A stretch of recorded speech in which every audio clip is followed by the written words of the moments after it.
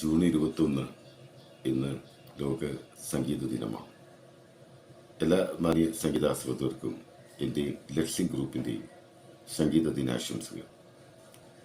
പതിറ്റാണ്ടുകൾക്കപ്പുറം ഒരു ജൂൺ 21 മുഹമ്മദ് റഫി സാബും ആശാ ഭോസ്ലെജിയും ചേർന്നാലപിച്ച ഒരു പ്രണയഗാനം, അതും ഒരു ജൂൺ 21 അതിൻ്റെ റെക്കോർഡിംഗ് എന്ന് പറയുന്ന സിനിമയിലെ ഗാനമാണ്.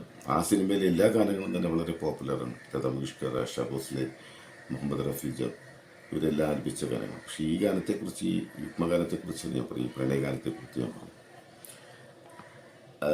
ദേവാനന്ദ് എന്ന പ്രശസ്ത താരമായിരുന്നതിൽ ഇരട്ട വേഷത്തിന് വെച്ച് അദ്ദേഹം തന്നെ സംവിധാനം ചെയ്ത സിനിമ 1961 റിലീസ് ചെയ്ത പടം.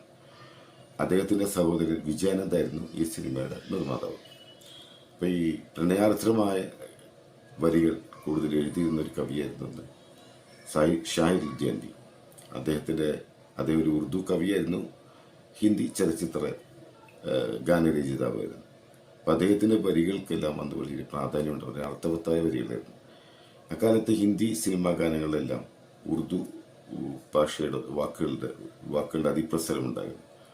നമ്മുടെ ലതാ മങ്കേഷ്കർ ജി പോലും ഉറുദു പഠിക്കാനായിട്ട് പോയിട്ടുണ്ടെന്നുള്ള കാര്യങ്ങളൊക്കെ നമുക്കറിയാം, ദിലീപ് കുമാർ സാറിൻ്റെ നിർദ്ദേശപ്രകാരം. റഫി സാബിനൊക്കെ ഉറുദു നന്നായിട്ട് അറിയായിരുന്നു. അപ്പോൾ ഉറുദു ഭാഷയുടെ ഒരു അതിപ്രസരം അന്ന് ഹിന്ദി ഗാനങ്ങൾക്കുണ്ടായിരുന്നു. അങ്ങനെ ഷാഹിർ ലുധിയാനവി സാബിനെ ഈ ദൗത്യം ഏൽപ്പിച്ചു. പക്ഷേ അവിടെ ഒരു പ്രശ്നം ഉണ്ടായെന്ന് വെച്ചാൽ എസ് ടി വർമ്മൻ സാബായിരുന്നു ഇതിൻ്റെ കമ്പോസർ. ഷാഹിർ ലുധിയാനവി സാബും എസ് ടി വർമ്മൻ സാബും തമ്മിൽ ചെറിയൊരു അഭിപ്രായ വ്യത്യാസം ഉണ്ടായിട്ട് ഒരു പിണക്കത്തിലായിരുന്നു. അങ്ങനെ ഷാഹിർ ലുധിയാനവി സാബ് ഈ പ്രോജക്റ്റിൽ നിന്ന് മാറി. എഴുതിക്കുന്ന അവസരത്തിലാണ് അങ്ങനെ ഈ പ്രോജക്റ്റ് നീണ്ടുപോയി. എസ് ടി വർമ്മൻ സാബ് പെട്ടെന്ന് സുഖലാത ഹോസ്പിറ്റലായി, ആശുപത്രിയിലായി. അദ്ദേഹം രോഗബാധിതനെ, കിടപ്പിലായി എന്ന് പറയാൻ പറ്റില്ല, രോഗബാധിതനെ അവസ്ഥ. ഈ സന്ദർഭത്തിലായിരുന്നു ദേവാനന്ദും വിജയാനന്ദും തീരുമാനിച്ചിട്ട് എസ് ടി വർമ്മൻ സാബിൻ്റെ അരിമശിഷ്യനായ ജയദേവിനെ കൊണ്ട് സംഗീതം നിർവഹിക്കാമെന്ന് അവർ തീരുമാനിച്ചു.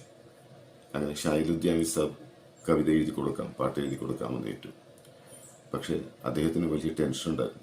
ഈ പാട്ട് എന്തായാലും എസ് ടി വർമ്മൻ സാബ് കേൾക്കും, അതിലെന്തെങ്കിലും കുഴപ്പം സംഭവിച്ചാൽ എസ് ടി വർമ്മൻ സാബ് അത് ക്രിട്ടിസൈസ് ചെയ്യും.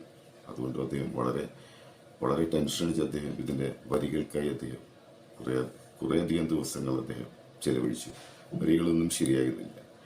ഇങ്ങനെയിരിക്കുന്ന അവസരത്തിലാണ് അദ്ദേഹത്തിൻ്റെ ഗുരുസ്ഥാനീയനായ ഫൈസ് അഹമ്മദ് ഫൈസ് എന്ന പ്രശസ്ത ഉറുദു കവി, പാകിസ്ഥാനിയാണ് അദ്ദേഹം, പാകിസ്ഥാൻ സ്വദേശിയായ ഉറുദു കവി ഫൈസ് അഹമ്മദ് ഫൈസിന് അദ്ദേഹം പഞ്ചാബി കവിതകളും സാഹിത്യരചനകളൊക്കെ ഒത്തിരി നിർവഹിച്ചു. വളരെ പ്രശസ്തനാണ്. അദ്ദേഹത്തിൻ്റെ കവിതകളെല്ലാം പ്രണയമാണ് വിഷയം. അങ്ങനെ ഈ അഹമ്മദ് ഫൈസിന് അദ്ദേഹം മൊബൈലിൽ വെച്ച് കണ്ടുമുട്ടി. അന്ന് ഈ പ്രോമിനൻറ്റ് സ്റ്റുഡിയോ, അന്നത്തെ ബോംബെയിലെ പ്രോമിനൻറ്റ് സ്റ്റുഡിയോയിൽ വെച്ച റെക്കോർഡ്, അതിൻ്റെ അടുത്തൊരു സ്ഥലത്ത് വെച്ച് കണ്ടുമുട്ടി. ഒരു ദിവസം മുഴുവൻ അദ്ദേഹം ഈ ഫൈസ് അഹമ്മദ് ഫൈസിലൂടെ ചെലവഴിച്ചു.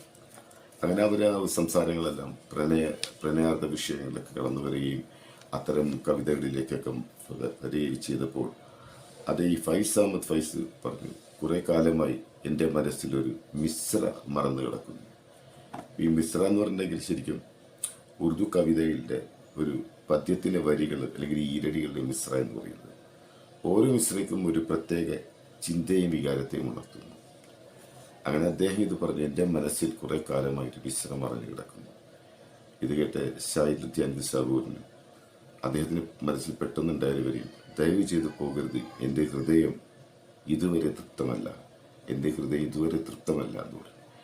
ഇത് കേട്ടതും അദ്ദേഹത്തിൻ്റെ ഗുരുസ്ഥാനീയൻ അദ്ദേഹത്തിന് ആലിംഗനം ചെയ്തുകൊണ്ട് പറഞ്ഞു, നിനക്ക് പ്രായമേറിയാലും നീ ഇന്നും നിന്റെ യൗവനം കാത്തു സൂക്ഷിക്കുന്നു. നിന്റെ കവിതകളിലൂടെ, നിന്റെ വാക്കുകളിലൂടെ നീ നിന്റെ യൗവനം കാത്തു സൂക്ഷിക്കുന്നു. ഇതൊന്നും കേൾക്കാതെ അദ്ദേഹം ഒരു പേനയും പേപ്പറും എടുത്തുകൊണ്ട് അദ്ദേഹം ആ പാട്ട് എഴുതി. ആ പാട്ടാണ് ഇന്നും നമ്മുടെ നാവിലൂറുന്ന ആ പ്രണയം. अभी न जाओ छोड़ कर कि दिल अभी भरा नहीं, अभी न जाओ जाओ छोड़ कर के